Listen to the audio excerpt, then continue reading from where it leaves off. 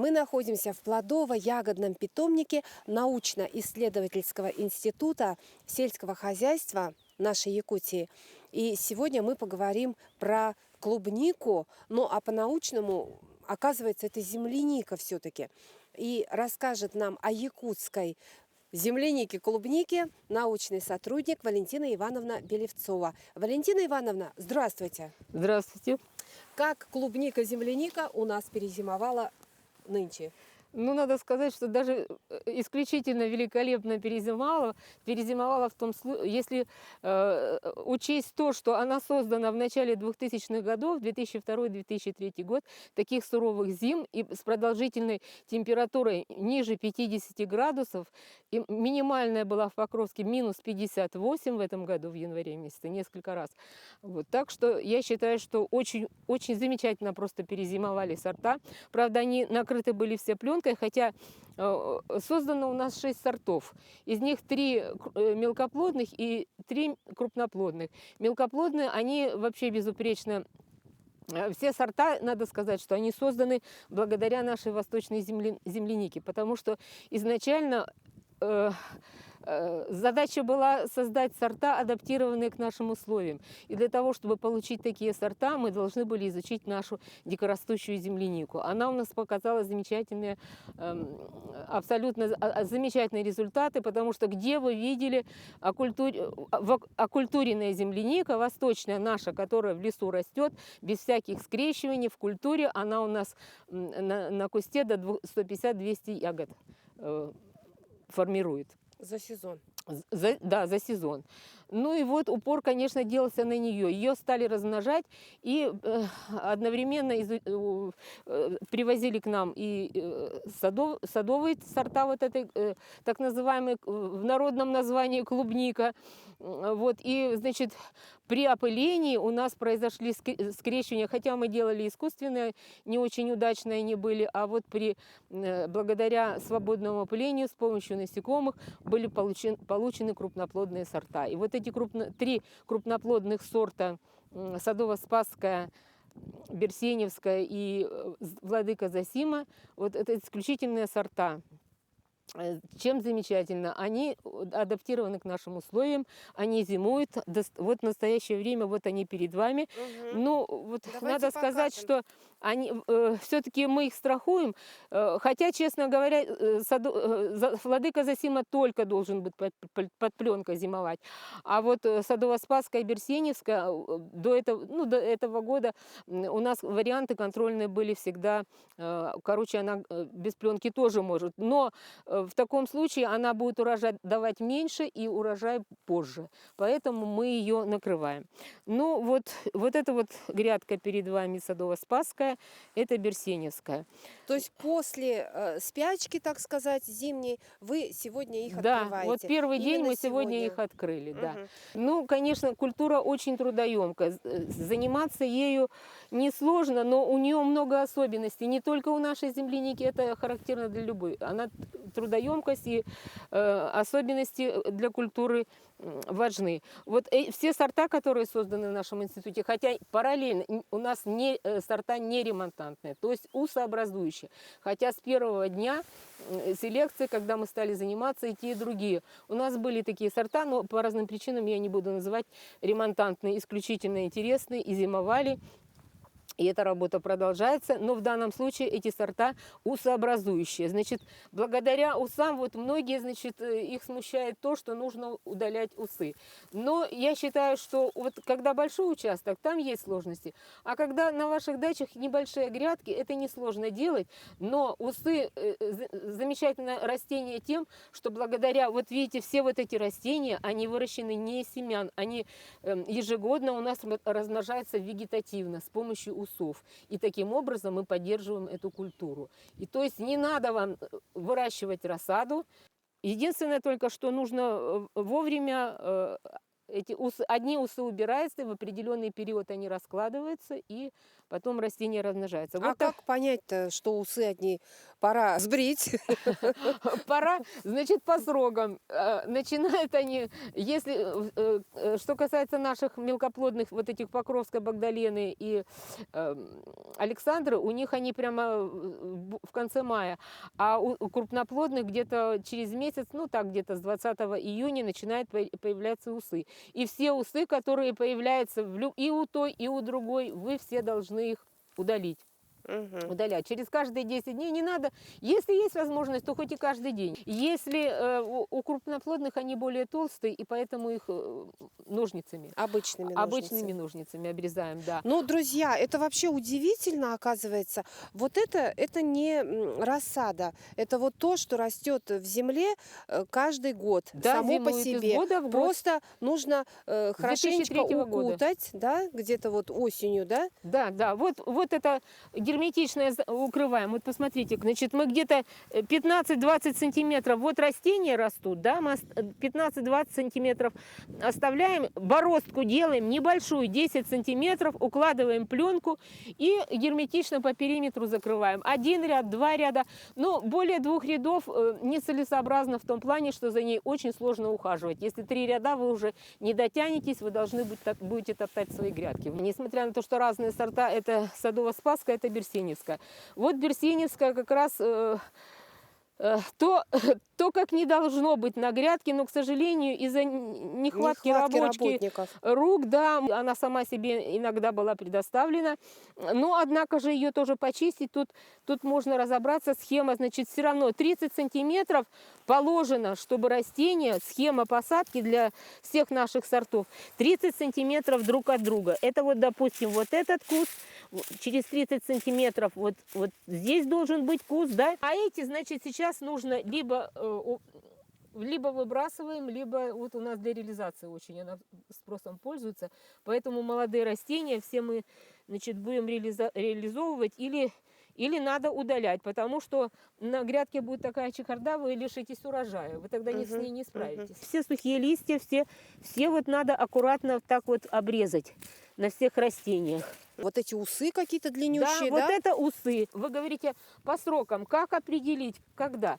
Вот я сказала, что, значит, мелкоплодные в конце мая, крупноплодные с 20, ну, примерно, я говорю, сроки называю, 20 июня. И мы все удаляем до середины лета. Легко и просто запомнить. 15 июля. До 15 июля все усы должны удаляться у растения. Вот.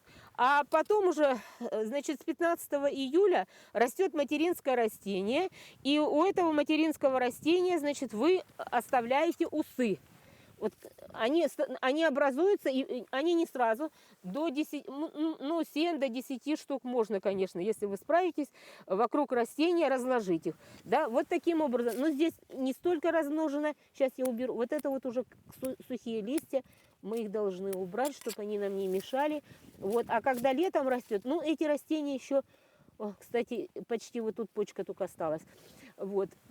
Ну, растение годичное вырастет примерно даже больше, чем вот это вот. Ну, вот здесь на грядке разные растения, да?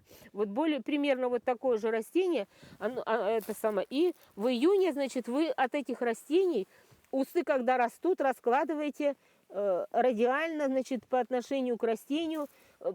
Они не в один день у вас там 4-5, я говорю, максимум до 10 можно с растения в летний период. Хотя можно и больше, но я говорю, для того, чтобы для начинающих это сложно справляться, значит, чтобы было более ясно и понятно, примерно 4-5 усов раскладываем, а остальные 5 удаляем. И когда мы их раскладываем, понимаете, вы когда здесь сейчас не видно, но усик, и на нем это самое первый такой чешуйка, мы ее должны пропустить, когда вот идет побег, здесь маленькая чешуйка. Из этой чешуйки позже, вот здесь вот эта розетка первого порядка, и мы вот на ней, значит, когда она... Вот видите, вот так, вот это ус, допустим, да? Кстати, вот эту чешуйку даже видно. Вот, кстати, вот маленькую, вот да. Так, Из нее появится, но эта розетка будет слабее, чем вот эта вот, которая появится вот здесь. И вот таким образом она растет. И здесь такой, значит, видно даже листочки. И вы их слегка вот таким образом землей это самое Присыпаем. прикладываете, Мгм. но не сверху, не так вот, а только сам ус. А сама розеточка должна только слегка коснуться земли, потому что и земля должна быть влажной, и происходит быстро и хорошо тогда укореняется растение. И Мгм. вот когда эта укоренившаяся розетка в течение 3 недель, месяца вполне достаточно. По правилам эти все розетки нужно отсадить. Если не отсадили, они остались у вас до настоящего времени, вот так вот до мая, то в мае все равно это надо сделать. Мгм. Все растения, между растениями 30 сантиметров. В шахматном порядке 30 сантиметров так, и вот видите, это друг против друга, для того, чтобы создать лучшие условия и питания, освещенности, вот таким образом. Как подкармливать? Полив, Мгм. почва какая должна быть? Хорошо, хорошо, сейчас мы об этом поговорим. Это важные вопросы, и они всех интересуют. Да, я обязательно хочу вам сказать, что наши сорта, ну, за исключением мелкоплодных, еще можно, не сажают никаких досок, никаких бордюров, никаких коробов на ровной почве. И почва должна быть суглинистая, дерновая земля. Ни в коем случае не песчаная и не с преобладанием песка, потому что песок, на песке плохо они зимуют, растения вымерзают. Во-первых. Ну, значит, когда мы в самый начальный период мы садим, значит, делаем мы лунку примерно, вот вы купили, допустим, примерно саженец вот так и будет выглядеть, с комом земли, значит, выкапываете примерно 15-20 сантиметров лунку, туда обязательно перегной, песок не надо, пожалуй, а вот перегной надо ложить, и обязательно азот, основные 3 элемента: азот, фосфор и калий. Вообще, конечно, целую лекцию надо это самое, какие удобрения. У нас земля засолена, а земляника любит почву, значит, для того, чтобы где-то более ну не кислую, скажем, а подкисленную почву, где-то 5,5-6,5 у нее pH pH. должно быть, Мгм. да. Вот. Поэтому, значит, это самое, для того, чтобы не засолять почву, потому что почвы у нас засоленные, вода у нас засоленая, удобрение тоже защелачивает почву. Поэтому моя рекомендация вот именно для земляники использовать сульфат калия. Ни в коем случае нежелательно использовать комплексные удобрения: азофоска, амофоска, нитрофоска. Вот эти вот они в комплекс, там азот, фосфор, калий. Но дело в том, что там хлоридная форма калия, калий-хлор. И калий-хлор сам отдельно тоже красный. Он тоже защелачивает почву. Почва будет просто с белым налетом потом. Вы это будете свою почву, это самое, ну, качество ее будет снижаться. Поэтому лучше использовать сульфат калия, суперфосфат обычный, простой, ну, простой двойной там, или и обязательно, и желательно аммиачную селитру. Ну, мочевину тоже нормально допустимо. Азот, фосфор, калий – это сразу нежелательно, это нужно. И это один раз вы делаете, потому что кусты у вас многолетние. Что касается многолетней, наша садово-спасская, вы знаете, она хоть и подмерзает, но она до 10 лет у нас испытания мы проводили. До 10 лет она у нас, даже не укрывали ее. И поросли вокруг этого, поэтому растения, значит, достаточно того, что вы из расчета вообще вот, когда, значит, пишут, это тоже зависит от агрохимических почв ваших. Ну, примерно 20-25 грамм считается азота.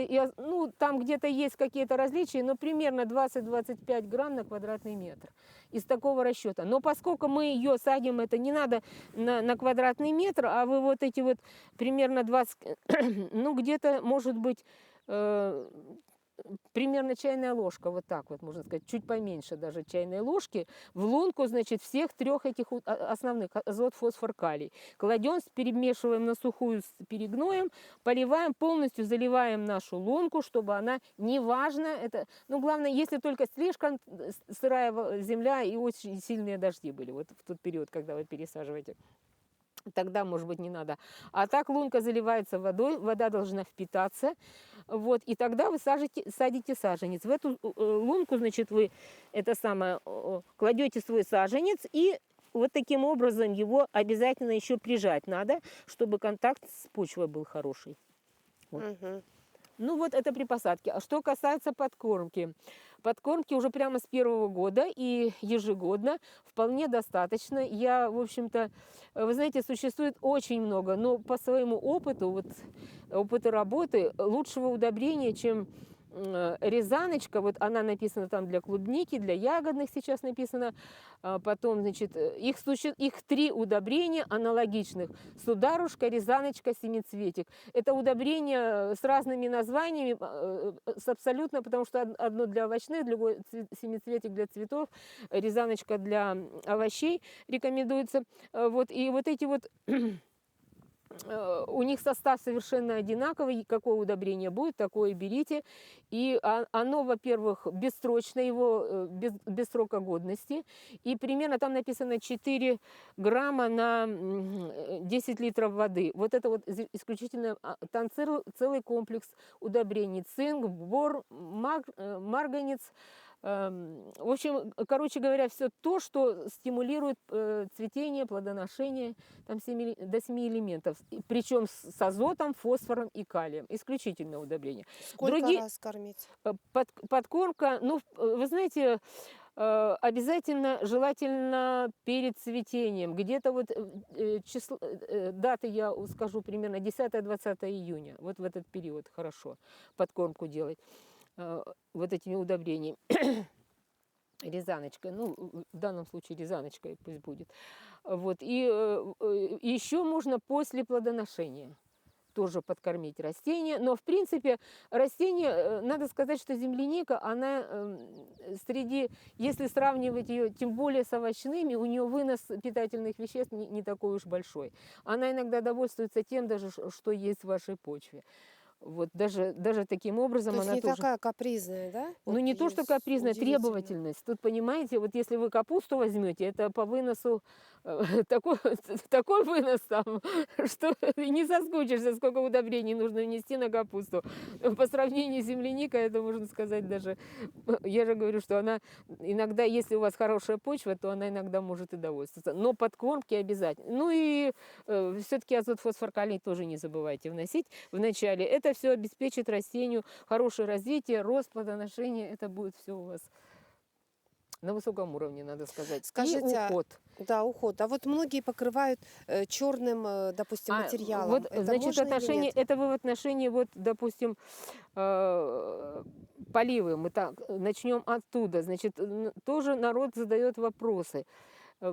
Насколько нужно это, почему, как поливать, сколько поливать. Чем больше растений, естественно, большое растение, она, если, представляете, до 10 садово-спасская, то она на 4-м году очень, 3-й, 4-й год, 2-й, 3-й, 4-й год, высокий очень урожай нам дал, до 400 грамм с квадратного метра при хорошем уходе. Вот, поэтому такому растению, особенно в стельную жару, нужно поливать их. Земля должна быть в болото не превращать, потому что, когда говоришь много поливать, люди вообще заливают. Этого делать не надо. Но она должна хорошо быть увлажненной. Мгм. Вот. Вот это вот растение, которое вы сказали, вот вы сейчас, ну вот здесь вот вы разрядите, посадите, и вот в этом году уже можно получить урожай? Уже в первый год. Даже вот эти вот розеточки, которые вы, допустим, вот эта розетка, согласимся, что это растение у вас уже год ему в прошлом году его посадили, и эта розеточка с июля месяца, допустим, ну, она гораздо больше будет. Обязательно. Уже даже если их можно раскладывать, розетки, значит, начинаем с 15 июля вплоть до 1 сентября. Раскладывайте, прикладывайте, и они будут укореняться. Чем, конечно, позже, тем она будет меньше и слабее. А вот эти июльские розетки, они очень сильные. И даже та, которая в сентябре, и на следующий год все равно хоть небольшой урожай даст в первый год. Земляника замечательна тем, что в первый год плодоносит. К черной ткани Вот давайте да, я вернемся. возвращаюсь к черной. Это, значит, для чего делают? Во-первых, влагу сохраняет, во-вторых, чтобы сорняки не росли. Но имейте в виду, что земляника, тем более, что она у нас на суглинистой почве, вот на наших почвах, ее надо рыхлить, потому что вы будете поливать, и если вы будете поверх этого, ну там, допустим, отверстие у вас есть, вот, в принципе, можно ее использовать, но имейте в виду, что вы розетки не разложите, когда у вас Да, будет. вот я тоже подумала, Да. а как же розетки? Ну, от травы, допустим, и в то же время влагу она все-таки способствует защите. Влага там не так пересыхают растения. Это все зависит от вашего. Если хотите, у нас это недопустимо, потому что у нас работа таким образом поставлена. А можно на стаканчики тогда, если это самое, раскладывать усы. В стаканчики там сразу какую-то посуду, небольшие контейнеры, и в них земли насыпать, и эти усы раскладывать таким образом на пленке. Потому что неудобно же это А самое. что с усами будет? Ну, с усами они будут укореняться в горшочке, и вы тогда будете отсаживать их. Еще раз, Валентина Ивановна, вот совершенно для чайников, вот в этом землянично-клубничном деле, в посадках, вот мы у вас выкупим вот эти вот росточки, приезжаем саженцы к себе на дачу, высаживаем в какое время? Они боятся, конечно, мороза, да, видимо, вот все-таки в начале июня у нас бывает, Я поняла что... вас. Да, в какое время посадить лучше? Накрыть пленочкой или что? Вы знаете, вот сейчас как раз вот такой, вот именно сейчас такой период, и такие условия сейчас сложились, почва влажная, до 10 июня, потому что после 10 вообще землянику пересаживать, рассаживать там можно в течение всего вегетационного сезона. То есть начиная с мая и кончая августом. По Какое нашим хорошее условиям. растение. Да, но имейте в виду, когда в летний период в июле очень сильно жарко, во-первых, обязательно хорошо политый саженец вы отсаживаете, допустим, который у вас вырос с 15 июля, допустим, до 1 августа. Вот он в августе тоже еще очень жарко. Ну и бывает так, что немножко раньше, там 15 июля где-то укоренился. Я вот это имею в виду. Так что их лучше... Почему? Потому что, чтобы жара сильная, тогда еще прикрывать в летний период надо. А сейчас вот достаточно хорошо они, и почва влажная, и еще температура не такая высокая, приживаемость будет хорошая. В конце августа тоже до 20, даже до 1 сентября. Хотя сейчас погода меняется, вот, честно говоря, даже в сентябре мы сажали и укоренялись они числа до 15. Когда, допустим, мы посадили, вы сказали, этот кустик уже будет давать плоды. Когда Да, первый первых год. плодов ожидать? Значит, сроки у сортов свои сроки. Владыка Зосима, он наиболее раннеспелый, и Берсеневская тоже. Они уже буквально в первых числах июля, до 10 июля. А Садово-Спасская, как правило, начиная с 10, хорошо, что в 10, 15, 20, вот до 1 августа. А вот вы знаете, они вот с нашей, так сказать, родительская форма все-таки восточная, и вот такие интересные получают моменты интересные. Вот Зосима у нас, он вообще как полуремонтантный, потому что Садово-Спасская в течение 3 недель плодоносит. Все Покровская, вот эти вот наши, окультуренные, так скажем, Багдалена, Покровская, 3 недели. У них срок примерно 2-3 недели, и все. И это не ремонтантные. И Садово-Спасская 3 недели тоже, Берсеневская тоже 3 недели. А вот Владыка Зосима, он где-то с 5-10 июля до 15 августа. И даже еще и подольше. То есть, друзья, я так поняла, можно сделать микс на своей грядке, абсолютно, да? То есть можно посадить все 3 сорта, вот эти вот, и Зосима. И получить удовольствие. И есть Но всё имейте лето в виду, знаете, лакомиться этой ягодой. я хочу сказать, что я не хочу никого, так сказать, устрашать. Это самая культура трудоемкая, к ней приноровиться. И вы знаете, вот и терпение обязательно.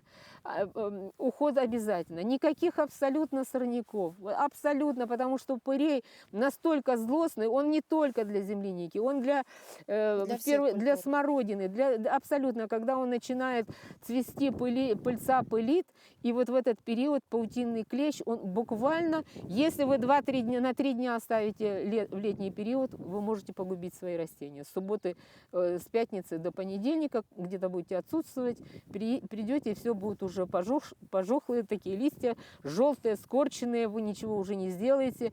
И люди потом спрашивают, это что, ржавчина? И вот, а я говорю, пырей. Вот буквально рядом с грядкой. Даже вот метр, это и то, наверное, много. Вообще он не должен присутствовать на ваших участках. В общем, Не допускать боремся. цветения ни в коем случае пырея. Мы задавались с целью создать зимостойкие сорта, но настолько сильный донор наша восточная земляника, просто непревзойденный, потому что не только зимостойкость передались высокие вкусовые качества. Все отмечают, абсолютно все это отмечают. Вот просто когда плодоношение начинается, заходишь в сад, здесь как кондитерский цех заходишь. Вот аромат прям с калитки чувствуется. Поэтому и иммунитет, да. Единственное только, что сейчас работаем еще над неремонтантными, это очень важно. Вот я надеюсь, что все-таки получится. У нас есть образцы перспективные, а вот эти уже созданы. Мгм. Ну что, дорогие друзья, вот Валентина Ивановна нам достаточно подробно рассказала о нашей якутской клубнике-землянике. Именно выведены эти сорта у нас в Якутии, которые получили очень много золотых медалей на выставках ВДНХ в разные годы. Немного, но Ну отмечены. много, почему отмечены. же? Да, и Поэтому- Садово-Спасская, Берсеневская, Садово-Спасская, Владыка Зосима удостоены и золотых медалей. Это самая Покровская с Багдаленой бронзовая медаль. Потом Макаревский диплом мы получили исключительно с высокой премией в прошлом году в ноябре Вот месяце. якутские ученые из рук наши патриарха, кстати. молодцы. Ну что, дорогие друзья, попробуем создать у себя на грядке микс вот этих вот замечательных якутских ягод и полакомимся замечательной ягодой.